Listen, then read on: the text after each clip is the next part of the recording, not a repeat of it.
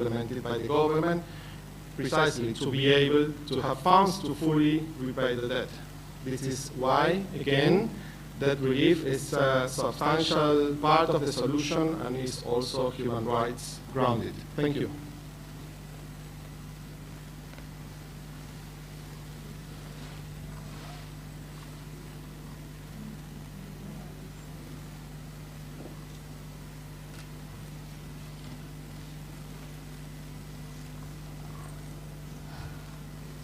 Good morning, everybody.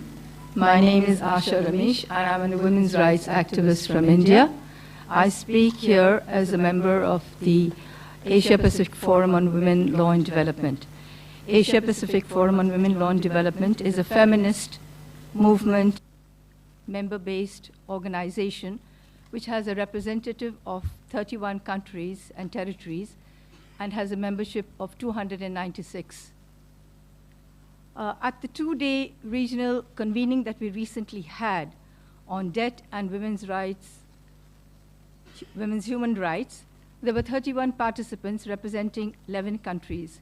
We had participants from Fiji, Indonesia, India, Kyrgyzstan, Nepal, Mongolia, Pakistan, Philippines, South Korea, Sri Lanka, and Thailand.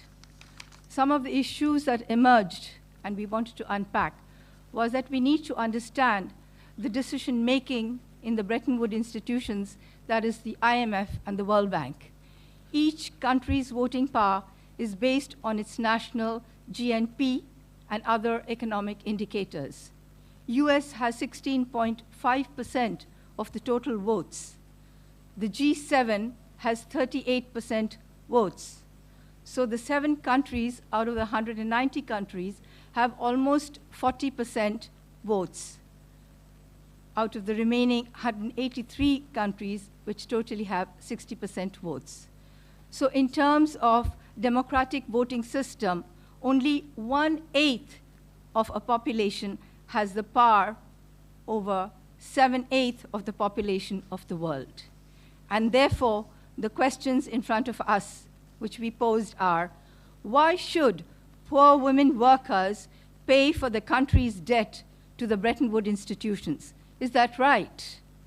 Why should the poor and vulnerable groups be forced into poor living conditions while the rich are growing richer? Is that fair?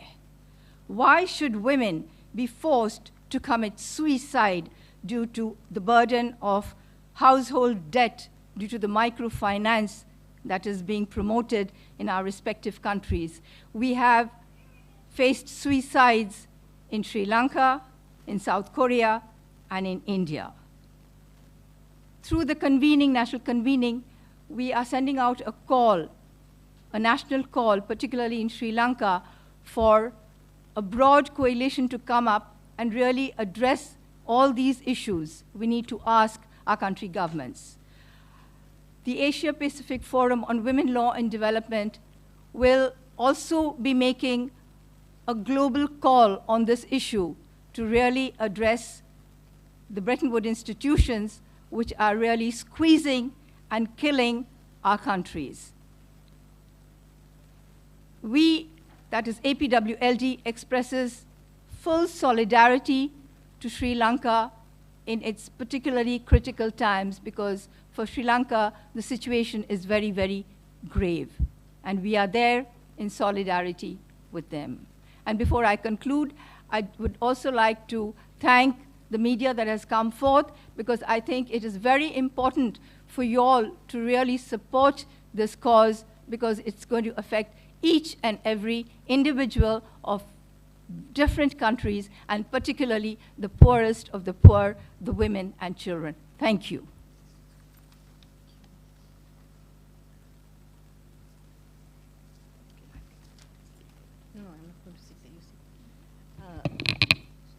දැන් ප්‍රශ්න එහෙම නැත්නම් පැහැදිලි කිරීම තියෙන අවශ්‍ය නම් කරුණාකර මේ පැනල් එකෙන් අහන්න. If there are any questions or clarifications, please do ask the panel and they will respond.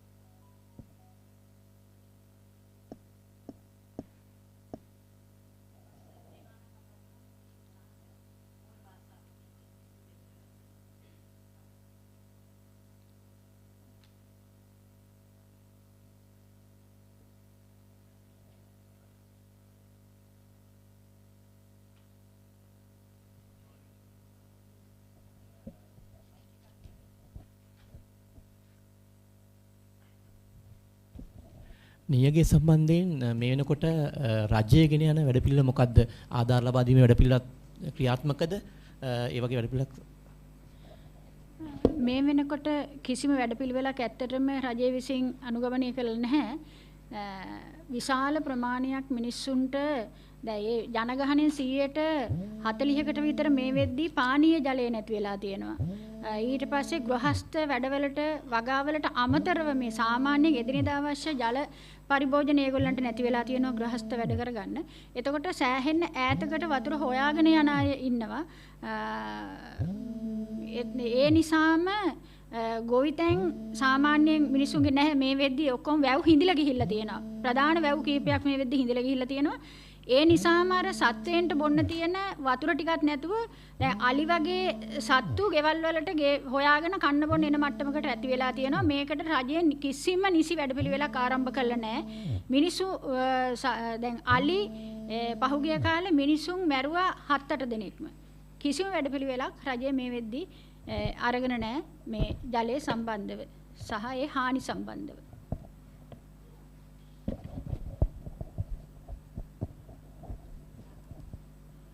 මම ලක්මාලි මහත්මියගෙන් අහන්නේ මේ ප්‍රශ්නය.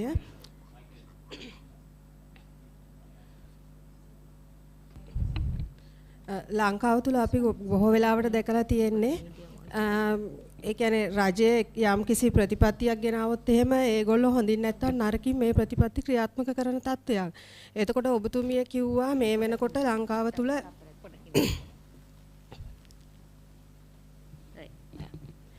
ලංකාව තුළ රජය කියන ප්‍රතිපත්ති ගොඩක් වෙලාවට හොඳින් නැත්නම් නරකින් කරන ප්‍රතිපත්තිය තමයි අපි මෙතෙක් කල් දැකලා තියෙන්නේ.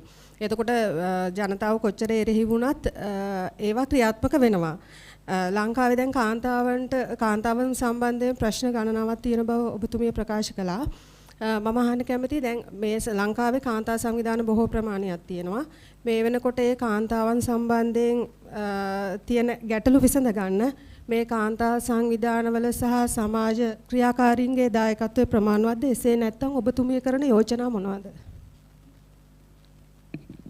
ඔව් මම හිතන්නේ කාන්තා සංවිධාන පැත්තෙන් ක්‍රියාකාරකම් සහ මැදිහත් වීම විශාල ප්‍රමාණයක් කරමින් ඉන්නවා. විශේෂයෙන්ම අපි දැන් මම කතා කරපු ක්ෂේත්‍රය සම්බන්ධයෙන් ඒ කියන්නේ කම්කරු නීති සහ අර්ථසාධක කරමුදල් ඒ කියන්නේ කාන්තාවන්ගේ ඉතුරුම් සම්බන්ධයෙන් ඇති වෙලා තියෙන අර්බුදය ගැන වෙළඳ කලාපවල වැඩ කරන වෘත්තීය සමිති, කාන්තාවන්ගේ නායකත්වයේ සහිත වෘත්තීය සමිති, ඒ වගේම කාන්තා සංවිධාන විසින් දැනුවත් කිරීම වැඩසටහන උද්ඝෝෂණ විතරක් නෙවෙයි ශ්‍රේෂ්ඨාධිකරණයට පෙත්සම් ගොනු කිරීම දක්වා Tamanට කරන්න පුළුවන් ආකාරයෙන් හැම මැදිහත් වීමක්ම මේ වෙලාවේදී කරමින් සිටිනවා. ඉතින් එතකොට අර කිව්වා අපි මම හිතන්නේ මහත්මිය කිව්වා වගේ මුලින් ඉඳන්ම ඒ කියන්නේ ලංකාවේ රජය මේ වෙනකොට කිසිම කෙනෙක්ගේ විරෝධයක් සලකන්නේ නැති තත්ත්වයකට පත් වෙලා තියෙනවා. එතකොට ඒ කියන ගමන්ම ජාත්‍යන්තර මූල්‍ය මුදල ලෝක බැංකුව වගේ ආයතනත් පෙන්වන්න හදනවා අපේ රටේ ජනතාවක එකඟත්වයෙන් තමයි මේ සියලුම දේවල් සිද්ධ වෙන්නේ කියලා. ඉතින් මං හිතන්නේ මේ එකඟත්වයෙන් නැතිකම පෙන්වීම මේ වෙනකොට අපිට මේ ඉතා අපහසු කාර්යයක් බවට පත් වෙලා තියෙනවා. විශේෂයෙන්ම අපිට එකඟත්වයෙන් පෙන්වන්න තියෙන මාර්ග මේ බාධා කිරීම නිසා. ඒ කියන්නේ උදාහරණයක් හැටියට මැතිවරණ නොපැවැත්වීම, ඊට පස්සේ උද්ඝෝෂණ කිරීමේදී තාම බරපතල ලෙස කඳුළු ගෑස් ගැසීම, අත්අඩංගුවට ගැනීම සිදු කිරීම, ඒ වගේම ශ්‍රේෂ්ඨාධිකරණයට බලපෑම් කිරීම මේ ආකාරයෙන් අපිට තියෙන නීති අනුකූල සහ සාමකාමී ක්‍රමවේදවලට බාධා පමුණුවමින් ඉන්නවා රජය මේ වෙද්දී මේ වෙන ආර්ථික ප්‍රතිසංස්කරණ වලට අපිට විරෝධය පළ කරන්න බැරි තත්ත්වයකට පත් කරලා තියෙනවා. නමුත් එහෙම තියෙද්දිත් මම හිතන්නේ විශේෂ කාන්තාවන් කියලා කියන්නේ දේශපාලන අයිතිවාසිකම් ක්‍රියාත්මක කිරීමේදීත් විශාල හිංසනයකට පීඩාවකට පත්වෙන පිරිසක්. එහෙම තියෙද්දිත් මම හිතන්නේ ලංකාවේ විශේෂයෙන් වෘත්තීය සමිතිවල ඉන්න කාන්තාවන්, ඒ වගේම විශේෂයෙන්ම වෙළඳ කලාප සහ වතුවල වැඩ කරන කාන්තාවන් මේ වෙනකොට තමන්ගේ විරෝධය තමන්ට පුළුවන් තරමින් සහ මේ ඒ තමන්ට කරන්න පුළුවන් උපරිම ආකාරයෙන් විරෝධය දක්වලා තියෙනවා කියන එක තමයි මගේ අදහස. නමුත් ඒ සඳහා තව සහයෝගීතාවය ලැබිය යුතුයි. විවිධ කාන්තා සංවිධාන සමග එකතු විය යුතුයි. සහ පුළුල්ම මේ පෙරමුණු අපිට හදන්න අවශ්‍යයි කියන එක මම පිළිගන්නවා. බොහොම ස්තුතියි.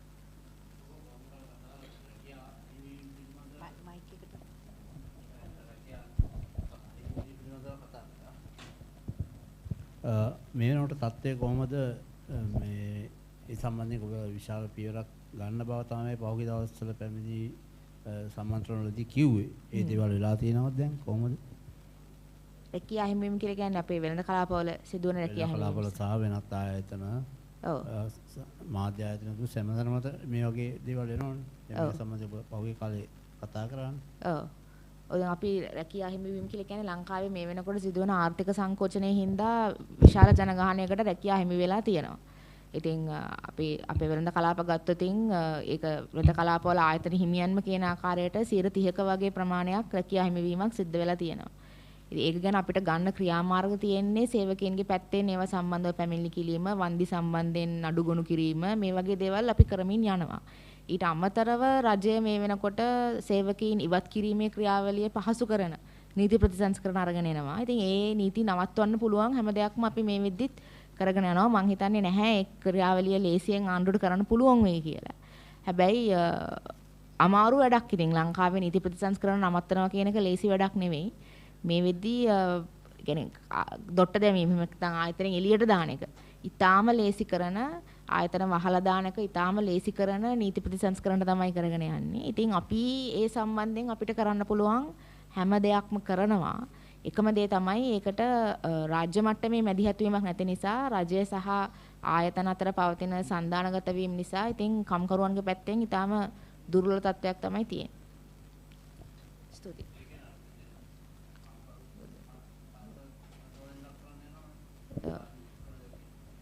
කම්කරු නීති ප්‍රතිසංස්කරණයේ තමයි අලුත් එන කම්කරු නීති ප්‍රතිසංස්කරණය හරහා අපි කියනවා hire and fire systems කියලා. ඒ කියන්නේ දැනට පවතින නීති වල තියෙන ආරක්ෂණයන් ඉවත් කරමින් සේවකයින්ව එළියට දාන එක ඉතාමත් ලේසි කරන නීති මේ වෙනකොට කම්කරු අමාත්‍යාංශය විසින් ඉදිරිපත් කරලා තියෙනවා. එතකොට තාම මේක කැබිනට් අප්‍රූවල් එකට හෝ වෙනත් ආකාරයක එකඟතාවයකට ඇවිල්ලා නැහැ. නමුත් මේක ප්‍රවර්ධනය කිරීමේ සම්බන්ධ නිරන්තරයෙන් මාධ්‍ය තුල කතා කිරීම අපිට පේනවා. ඒක සම්බන්ධව විශේෂයෙන් වෘත්තීය සමිති මේකට දැනටමත් විරෝධය පළ කරලා තියෙනවා. ඉතින් ඉදිරියේදීත් ඒවට මේක කියන්නේ මතුවෙන මට්ටම අනුවනේ. කියන්නේ රජය මේක මතු කරන මට්ටම අනුව ඒකට දක්වන්න ඕන විරෝධයත් කාන්තා සංවිධාන වගේම වෘත්තීය සමිතිත් තීරණය කරાવી කියලා මම හිතනවා.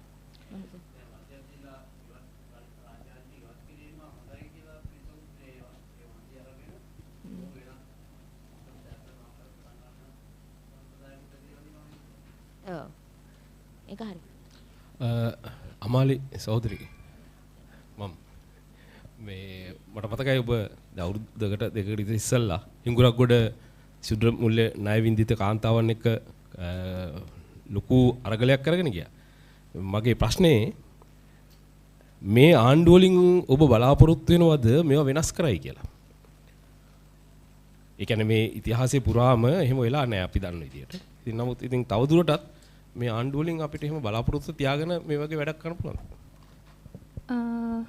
මම හිතන්නේ දැන් පහුගිය අවුරුදු 5 වගේ කාලය තුල ශුද්‍ර මූල්‍ය ණය නිසා විපතටපත් වෙච්ච කාන්තාව උතුරු නැගෙනහිර සහ දකුණේ ඒ විපත කොච්චරද කියමින් උන් ඒ පිළිබඳ මේ රජයේ අවධානය ලබා ගන්නට උද්ඝෝෂණ සත්‍යාග්‍රහ කරමින් සිටිනවා. මම ඔබ කියපු කාරණේ හරි.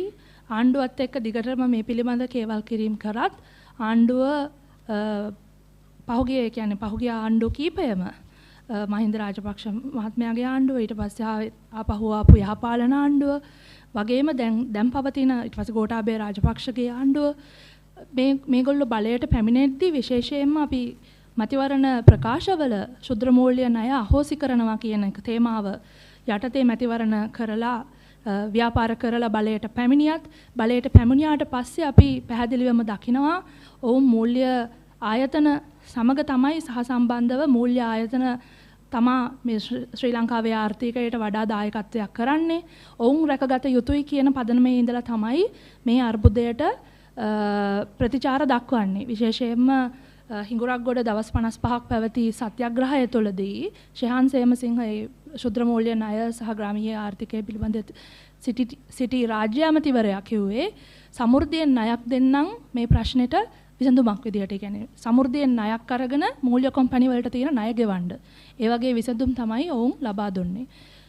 හැබැයි අපි දැන් රාජ්‍ය පැහැදිලිවම මූල්‍ය කොම්පැනි සමග හිටගෙන හිටියත් අපි මං හිතන්නේ නියෝජිත ප්‍රජාතන්ත්‍රවාදය තියෙන රටක් හැටියට රජය සමග කේවල් කිරීම සහ රජයේ ප්‍රතිපත්තිවලට බලපෑම් කිරීම තමයි එක මිනිස්සු අතර තියෙන එක අපිට තියෙන ලොකු උපාය මාර්ගයක්. මම හිතන්නේ රජයට බලපෑම් කිරීම දිගටම කරගෙන යන්නට අවශ්‍යයි. ඒ වගේම මම හිතන්නේ මිනිසුන් කමේ කාන්තාව තමන් ග්‍රාමීය මට්ටමින් තමන්ගේ ආර්ථිකයන් සකස් කර ගැනීම ආර්ථික ශක්තියින් ගොඩනගා ගැනීමත් මම හිතන්නේ මේ අවස්ථාවේදී කරගෙන යනවා. මගේ මේ ප්‍රශ්නය කේ.පී. සෝමලතා මහත්මියට ඔබතුමිය මම හිතන්නේ මේ වෙනකොට මේ දැඩි නියන් තත්ත්වයක් සමගම මොණරාගල දිස්ත්‍රික්කයේ ඇතිමලේ සහ සියඹල ආණ්ඩුව මේ වෙනකොට දැඩිම පීඩාවට පත් වෙලා තියෙනවා. සතුන් පවා මේ වෙනකොට මිය යනවා. ඔබතුමිය ඒ සම්බන්ධව දැනුවත්ද? අපි දන්නව ඇත්තටම අපි වැඩ කරන සහෝදර සංවිධාන සියඹල ආණ්ඩුව අපි එක්ක සම්බන්ධ වෙලා තියෙනවා. ඇත්තටම විශාල එහෙත් තියෙනවා මේ මොණරාගල දිස්ත්‍රික්කයේ හැම පළාතකම තියෙනවා මේ නියන් තත්ත්වේ. වැඩියෙන්ම බලපාලා තියෙන ප්‍රදේශ කීපයක් තියෙනවා. ඒ අතර එක ප්‍රදේශයක් තමයි සියඹල ආණ්ඩුව. එතකොට සියඹල ආණ්ඩුව ප්‍රදේශයේ වැල්ලවායි වගේම විශාල මට්ටමින් මේ හානිය බලපාලා තියෙනවා. එහෙත් සියඹල ආණ්ඩුවේ වැව් ඔක්කොම හිඳිලා තියෙනවා. ඊට පස්සේ සත්තුන්ට බොන්න වතුර නැතුව පොඩි පොඩි සත්තු මිය ගිහිල්ලා තියෙනවා. එතකොට මිනිස්සු අර ඒ වගේම ඈත පළාත් වලට යනවා වතුර ලබා ගන්න. මේ සඳහා අපි ප්‍රාදේශීය සභාවට ප්‍රාදේශීය ලේකම් කාර්යාලයට විතරයි කියන්න තියෙන්නේ. മന്ത്രിලා හොයාගන්න නෑ මේ වෙලාවේ ප්‍රදේශවල. മന്ത്രിලා කොහෙ ඉන්නවද දන්නේ නෑ. නමුත් ඒගොල්ලන්ටත් නිසි වැඩපිළිවෙලක් නැහැ මේ සම්බන්ධව මේ හානිය පිළිබඳව ඒගොල්ලන්ගේ ළඟත් කිසි වැඩපිළිවෙලක් නැහැ. කලින් වැඩපිළිවෙලක් හදලත් නැහැ. මේ වෙද්දී ඒගොල්ලන්ගේ ළඟ වැඩපිළිවෙලක් ඇත්තෙත් නැහැ. එතකොට ඒ හානිය වළක්වා ගැනීම දෙන්නේ අපේ පැත්තටම තමයි. එතකොට අඩු ගානේ වතුර බවුසරයකින් වතුර ටිකක් ගිහින් දෙන්න තරම් ඒගොල්ලන්ට පුළුවන් කමක් නැති වෙලා තියෙනවා සමහර පළාත්වලට. දැන් සමහර පළාත්වලට සතියකට එක සැරයක් යන වතුර බවුසරයක්. එතකොට අපි දන්නේ නැහැ මේ වතුර කොහෙන් ගෙනල්ලා මිනිසුන්ට බොන්න දෙනවද කියලා. ඒකත් හරිම භයානක තත්ත්වයක් තියෙන්නේ. ඒකේ හානිය එන්නේ තව ටිකක් කල් ගියාම මොන වතුර ගෙනත් දෙනවද කියලා අපි දන්නේ නැහැ. මොන හැම ගඟක්ම හිඳිලා තියෙනවා මේ වෙද්දි. කිරින්දියෝයි වතුර ඇත්තෙම නැහැ. මිනිසුන්ට නාන්නවත්. එතකොට පොඩි පොඩි වලවල් හාරගෙන මිනිස්සු නාන්නේ. මේක මොණරාගල දිස්ත්‍රික්කයේ හැම පළාතකටම තියෙන තත්ත්වයක් තමයි. එක ප්‍රදේශයකට නෙමෙයි. මේක අපි දැනගෙන ඉන්නවා. අපි මේක කතා කරනවා සංවිධානය එකතු වෙලා කතා කරනවා මොනවද කරන්න කියලා. අපි දැන් වැඩපිළිවෙලක් කරගෙන යනවා. මේ සඳහා අපි එකතු වෙලා මේ අපි මේක ටිකක් එහාට ගෙනියන්න ඕන වැඩපිළිවෙල දීර්ඝ කාලීන වැඩපිළිවෙලක් ඇටියට. මේ නියන් තත්ත්වය මොණරාගල ප්‍රදේශයට ආවේ අද නෙමෙයි. මීට සෑහෙන කාලයකට ආවා. දැන් මේ සැරේ මාස 7යි වතුර මේ නියන් තත්ත්වය ඇති වෙලා.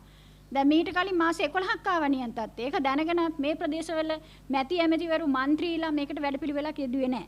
වැව් තියෙනවා වැව් හාරලා නැහැ. අවුරුදු ගානකින් වැව් හාරලා නැහැ. මේ වැව් හාරුවා නම් සැලසුම් සහගතව මේ වගේ වතුර රඳවන්න තිබුණා. ඒ වැව් හැරුවේ නැහැ. වෙන වෙන දැවැන්ත වැඩපිළිවෙළවල් කරා මිසක් කුඩා කුඩා වැව් ටික හාරලා තිබුණා නම් මේ හැමතැනම වතුර රඳා හිටිනවා. ඒක කරේ නැහැ මේ වෙද්දි. ඒකට ඇත්තට මේ රාජ්‍ය වැඩපිළිවෙල නිසි වැඩපිළිවෙල ප්‍රතිපත්ති ක්‍රමවේද හදලා නැහැ. අපි තමයි වතුර හොයාගෙන යන්න ඕන අන්තිමට. My question for Mr. Pablo, I will ask in Sinhala. Actually, Mr. Pablo කිව්වා IMF ප්‍රතිපත්ති නිසා human rights කප්පාදු වෙනවා කියලා. අපි දැන් දන්නවා ලංකාවේ ඇත්තටම මේ වගේ human rights කප්පාදු වෙනවා. මිනිස්සුන්ට පාරටවත් බහින්න බැරි තත්ත්වයක් ඇති වෙලා තියෙනවා. ඒක කොහොමද ආජන්ටිනාවල වෙලා තියෙන්නේ කියලා පොඩ්ඩක් පැහැදිලි කරන්න පුළුවන්ද?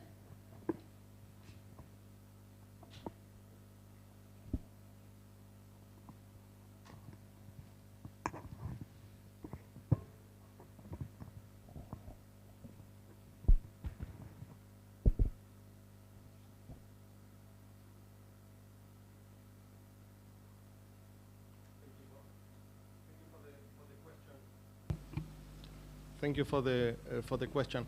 As I mentioned in my speech and my presentation, Sri Lanka and I add now Argentina are not the only countries in the world implementing orthodox austerity adjustment measures.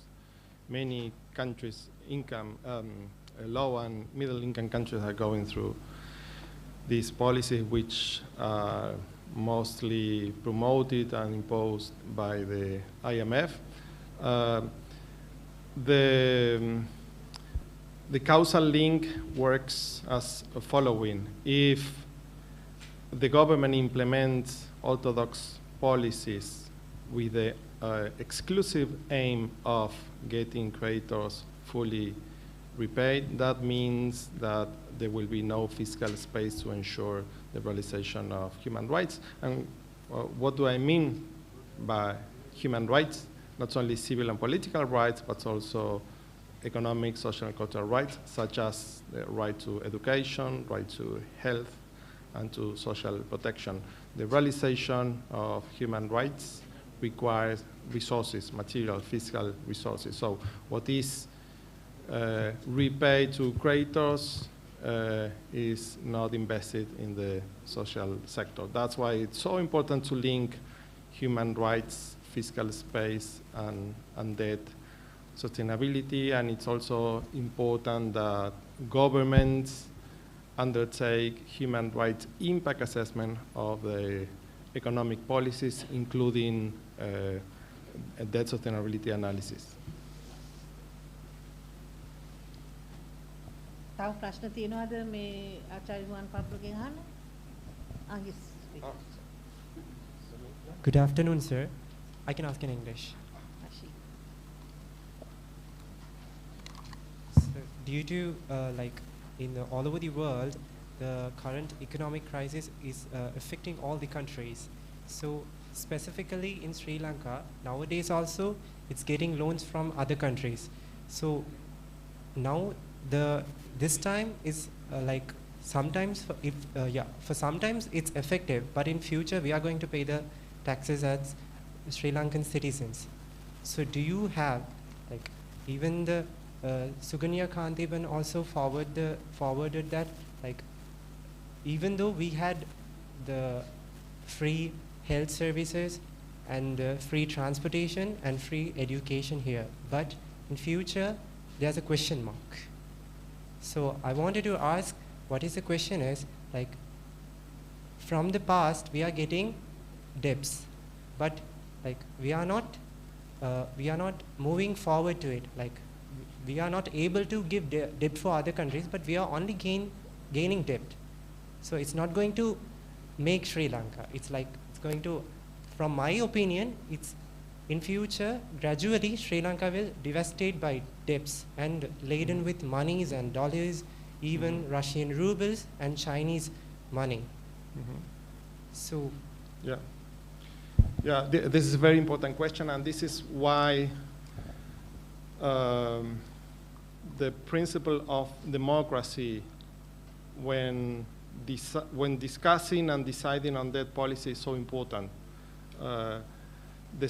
Fundamental decisions on whether debt is taken and the kind of debt and the type of creditor is of paramount importance for a country. That's why this kind of decision should be taken by the Congress after a broad social, political discussion in the country. This is not a decision that should be in the hands of a few officials. Again, democracy in the decision-making process related to that policy is key. Thank you so much, sir. Sukanya காந்திபன், மரியாதைக்குரிய சுகன்யா காந்திபன் அவர்களுக்கு நான் முன்வைக்கக்கூடிய கேள்வி அதாவது இலங்கை நாட்டு பிரஜையாக நீங்கள் நாமெல்லாம் இப்போ தாங்கள் முன்வைத்த கோரிக்கை, அதாவது பெண்களின் தலையில் இப்போ நாம் கடன்களை பே பண்ணுறோம் அப்படின்ட்டு. ஸோ அதுக்கு இலங்கை நாட்டு பிரஜையாக நீங்கள் முன்வைக்கக்கூடிய சஜஷன்ஸ் ஏதாவது இருக்குதா? இந்த நாடு முன்னேற வேண்டும் அப்படி ஒன்ற சஜஷன்ஸ் ஏதாவது உங்களால் முன்வைக்க முடியுமா?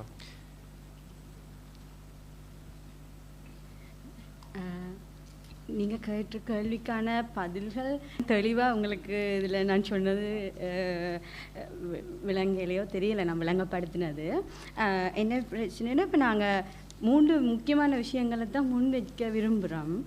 ஒன்று வந்து இப்போ இருக்கிற அந்த சமூக பாதுகாப்பு என்னென்னு சொன்னால் நீங்கள் சொல்கிற மாதிரி கடன் பிரச்சனை வந்து நாடளாவிய ரீதியில் இருக்கிற கடன் பிரச்சனையை பற்றி கதைக்கிற அதே நேரம் அதுண்ட அளவுக்கு உயர்வடையக்குள்ள அது குடும்பங்கள கடனாகவும் மாறுது. இப்போ உதாரணமாக இந்த கடன் பிரச்சனைன்றது வந்து எங்களுக்கு இங்கே இப்போ வந்ததில்லை, இந்த நெருக்கடியோடு வந்ததில்லை.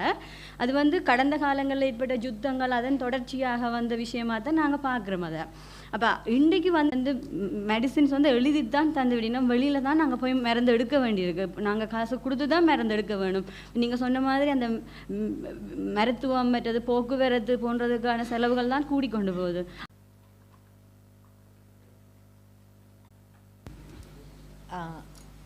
ප්‍රශ්න ඉවරයි වගේ. ඒ නිසා අපි ඔයගොල්ලන් ඇත්තටම ඔයගොල්ලන්ට ස්තුතිවන්ත වෙනවා අද මේ සාකච්ඡාවට සහභාගී වීම ගැන. තව මේ